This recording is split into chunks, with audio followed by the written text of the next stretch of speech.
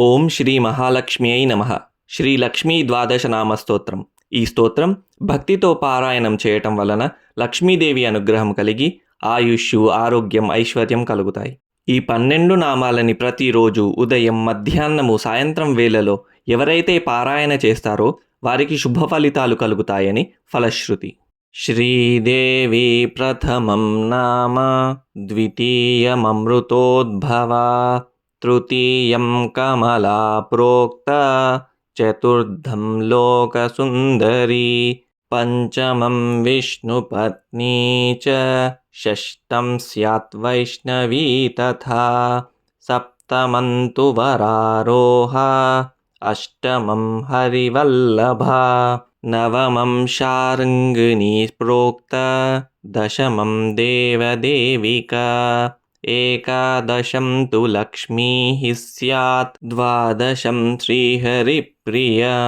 ద్వాదశైతాని నామాని త్రిసంధ్యం యః పఠేన్నరః ఆయురారోగ్యమైశ్వర్యం తస్య పుణ్యఫలప్రదం.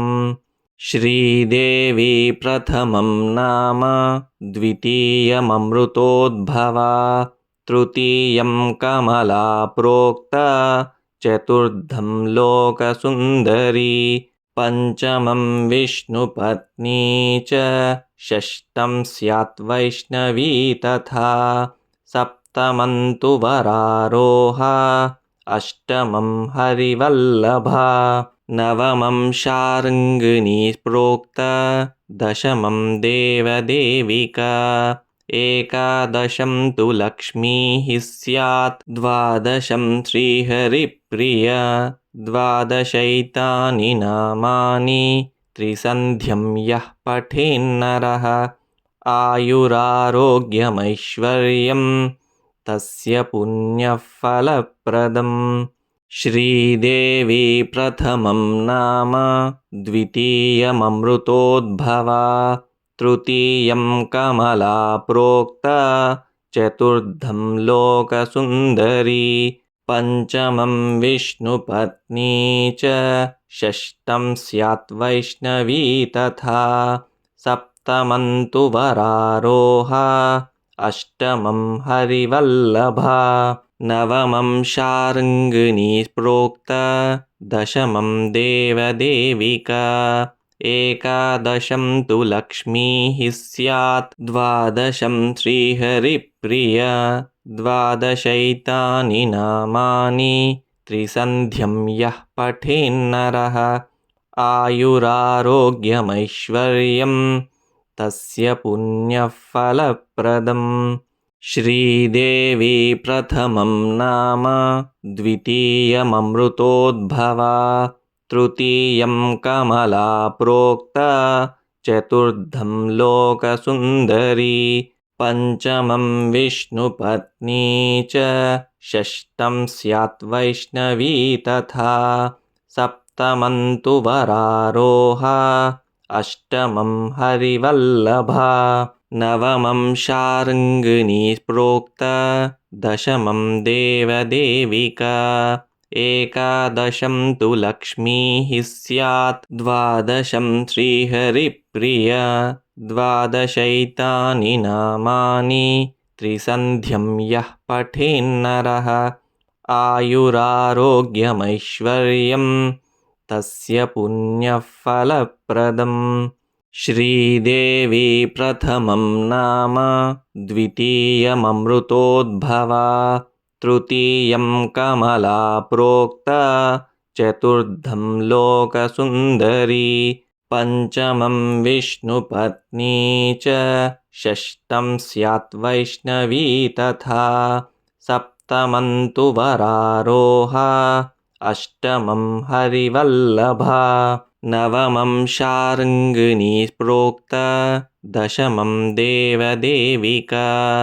ఏకాదశం తు లక్ష్మీ స్యాత్ ద్వాదశం శ్రీహరిప్రియ ద్వాదశైతాని నామాని త్రిసంధ్యం యః పఠేన్నరః ఆయురారోగ్యమైశ్వర్యం తస్య పుణ్యఫలప్రదం. श्रीदेवी प्रथमं नाम द्वितीयममृतोद्भवा तृतीयं कमला प्रोक्ता चतुर्थं लोकसुन्दरी पञ्चमं विष्णुपत्नी च षष्ठं स्यात् वैष्णवी तथा सप्तमं तु वरारोहा अष्टमं हरिवल्लभा नवमं शार्ङ्गिणी प्रोक्ता दशमं देवदेविका एकादशं तु लक्ष्मीः स्यात् द्वादशं श्रीहरिप्रिया द्वादशैतानि नामानि त्रिसन्ध्यं यः पठेन्नरः आयुरारोग्यमैश्वर्यं तस्य पुण्यफलप्रदम् श्रीदेवी प्रथमं नाम द्वितीयममृतोद्भवा तृतीयं कमला प्रोक्ता चतुर्थं लोकसुन्दरी पञ्चमं विष्णुपत्नी च षष्ठं स्यात् वैष्णवी तथा सप्तमं तु वरारोहा अष्टमं हरिवल्लभा नवमं शार्ङ्गिणी प्रोक्ता दशमं देवदेविका एकादशं तु लक्ष्मीः स्यात् द्वादशं श्रीहरिप्रिया द्वादशैतानि नामानि त्रिसन्ध्यं यः पठेन्नरः आयुरारोग्यमैश्वर्यं तस्य पुण्यफलप्रदम् श्रीदेवी प्रथमं नाम द्वितीयममृतोद्भवा तृतीयं कमला प्रोक्ता चतुर्थं लोकसुन्दरी पञ्चमं विष्णुपत्नी च षष्ठं स्यात् वैष्णवी तथा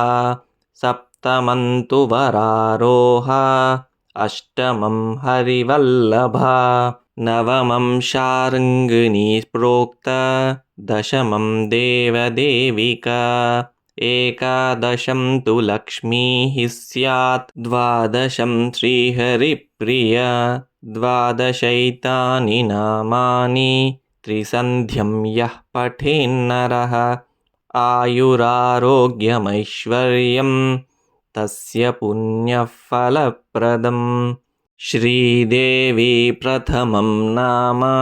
द्वितीयममृतोद्भवा तृतीयं कमला प्रोक्ता चतुर्थं लोकसुन्दरी पञ्चमं विष्णुपत्नी च षष्ठं स्यात् वैष्णवी तथा सप्तमं तु वरारोहा अष्टमं हरिवल्लभा नवमं शार्ङ्गिणी प्रोक्ता दशमं देवदेविका एकादशं तु लक्ष्मीः स्यात् द्वादशं श्रीहरिप्रिया द्वादशैतानि नामानि त्रिसन्ध्यं यः पठेन्नरः आयुरारोग्यमैश्वर्यं तस्य पुण्यफलप्रदम् श्रीदेवी प्रथमं नाम द्वितीयममृतोद्भवा तृतीयं कमला प्रोक्ता चतुर्थं लोकसुन्दरी पञ्चमं विष्णुपत्नी च षष्ठं स्यात् वैष्णवी तथा सप्तमं तु वरारोहा अष्टमं हरिवल्लभा नवमं शार्ङ्गिणी प्रोक्ता दशमं देवदेविका एकादशं तु लक्ष्मीः स्यात् द्वादशं श्रीहरिप्रिया द्वादशैतानि नामानि त्रिसन्ध्यं यः पठेन्नरः आयुरारोग्यमैश्वर्यं तस्य पुण्यफलप्रदम् श्रीदेवी प्रथमं नाम द्वितीयममृतोद्भवा तृतीयं कमला प्रोक्ता चतुर्थं लोकसुन्दरी पञ्चमं विष्णुपत्नी च षष्ठं स्यात् वैष्णवी तथा सप्तमन्तु वरारोहा अष्टमं हरिवल्लभा नवमं शार्ङ्गिणी प्रोक्ता दशमं देवदेविका एकादशं तु लक्ष्मीः स्यात् द्वादशं श्रीहरिप्रिया द्वादशैतानि नामानि त्रिसन्ध्यं यः पठेन्नरः आयुरारोग्यमैश्वर्यं तस्य पुण्यफलप्रदम् श्रीदेवी प्रथमं नाम द्वितीयममृतोद्भवा तृतीयं कमला प्रोक्ता चतुर्थं लोकसुन्दरी पञ्चमं विष्णुपत्नी च षष्ठं स्यात् वैष्णवी तथा सप्तमं तु वरारोहा अष्टमं हरिवल्लभा नवमं शार्ङ्गिणी प्रोक्ता दशमं देवदेविका एकादशं तु लक्ष्मीः स्यात् द्वादशं श्रीहरिप्रिया द्वादशैतानि नामानि त्रिसन्ध्यं यः पठेन्नरः आयुरारोग्यमैश्वर्यं तस्य पुण्यफलप्रदम् श्रीदेवी प्रथमं नाम द्वितीयममृतोद्भवा तृतीयं कमला प्रोक्ता चतुर्थं लोकसुन्दरी पञ्चमं विष्णुपत्नी च षष्ठं स्यात् वैष्णवी तथा सप्तमं तु वरारोहा अष्टमं हरिवल्लभा नवमं शार्ङ्गिणी प्रोक्ता दशमं देवदेविका एकादशं तु लक्ष्मीः स्यात् द्वादशं श्रीहरिप्रिया द्वादशैतानि नामानि त्रिसन्ध्यं यः पठेन्नरः आयुरारोग्यमैश्वर्यं तस्य पुण्यफलप्रदम् श्रीदेवी प्रथमं नाम द्वितीयममृतोद्भवा तृतीयं कमला प्रोक्ता चतुर्थं लोकसुन्दरी पञ्चमं विष्णुपत्नी च षष्ठं स्यात् वैष्णवी तथा सप्तमं तु वरारोहा अष्टमं हरिवल्लभा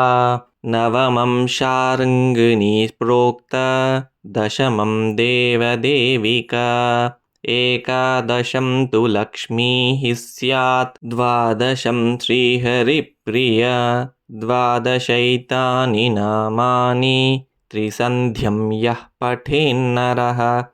आयुरारोग्यमैश्वर्यं तस्य पुण्यफलप्रदम् श्रीदेवी प्रथमं नाम द्वितीयममृतोद्भवा तृतीयं कमला प्रोक्ता चतुर्थं लोकसुन्दरी पञ्चमं विष्णुपत्नी च षष्ठं स्यात् वैष्णवी तथा सप्तमं तु वरारोहा अष्टमं हरिवल्लभा नवमं शार्ङ्गिणी प्रोक्ता दशमं देवदेविका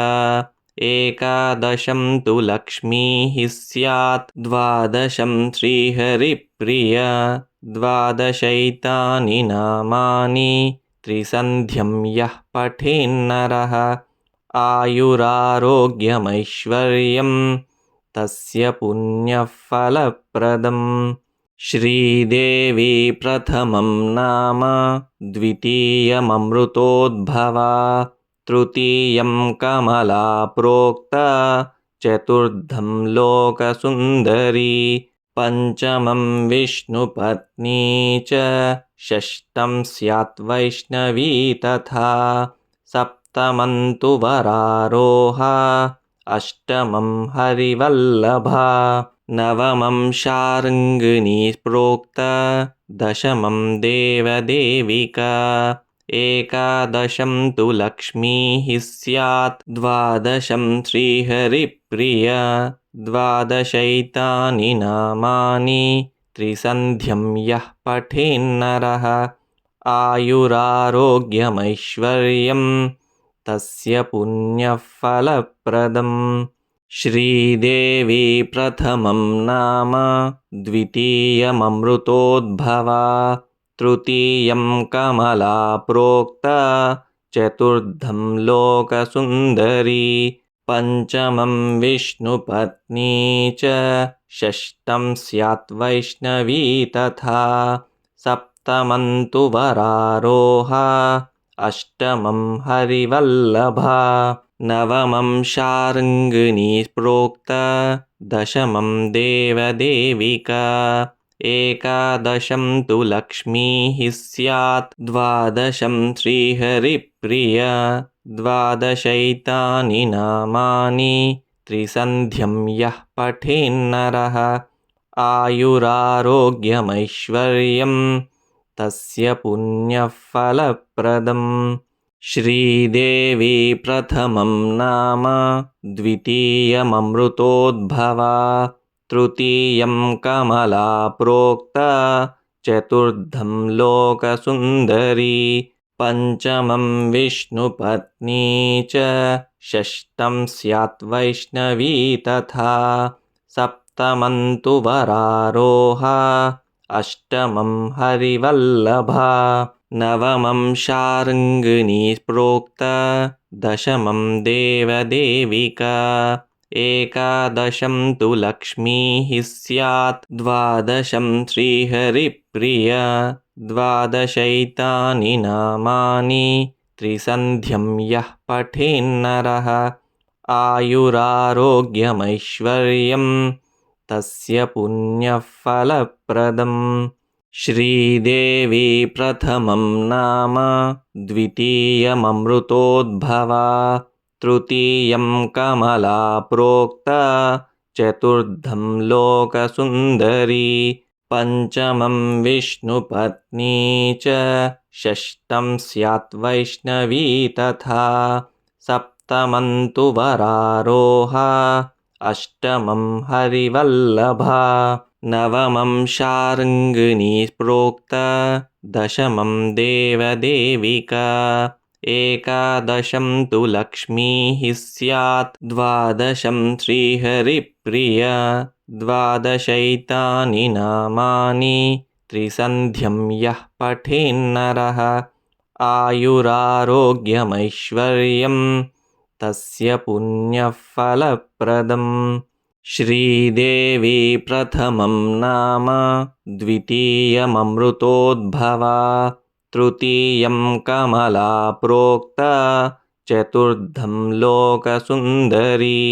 पञ्चमं विष्णुपत्नी च षष्ठं स्यात् वैष्णवी तथा सप्तमं तु वरारोहा अष्टमं हरिवल्लभा नवमं शार्ङ्गिनी प्रोक्ता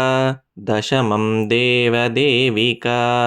एकादशं तु लक्ष्मीः स्यात् द्वादशं श्रीहरिप्रिया द्वादशैतानि नामानि त्रिसन्ध्यं यः पठेन्नरः आयुरारोग्यमैश्वर्यं तस्य पुण्यफलप्रदम्। श्रीदेवी प्रथमं नाम द्वितीयममृतोद्भवा तृतीयं कमला प्रोक्ता चतुर्थं लोकसुन्दरी पञ्चमं विष्णुपत्नी च षष्ठं स्यात् वैष्णवी तथा सप्तमं तु वरारोहा अष्टमं हरिवल्लभा नवमं शार्ङ्गिनी प्रोक्ता दशमं देवदेविका एकादशं तु लक्ष्मीः स्यात् द्वादशं श्रीहरिप्रिया द्वादशैतानि नामानि त्रिसन्ध्यं यः पठेन्नरः आयुरारोग्यमैश्वर्यं तस्य पुण्यफलप्रदम्। इति श्रीलक्ष्मीद्वादशनामस्तोत्रं सम्पूर्णम्।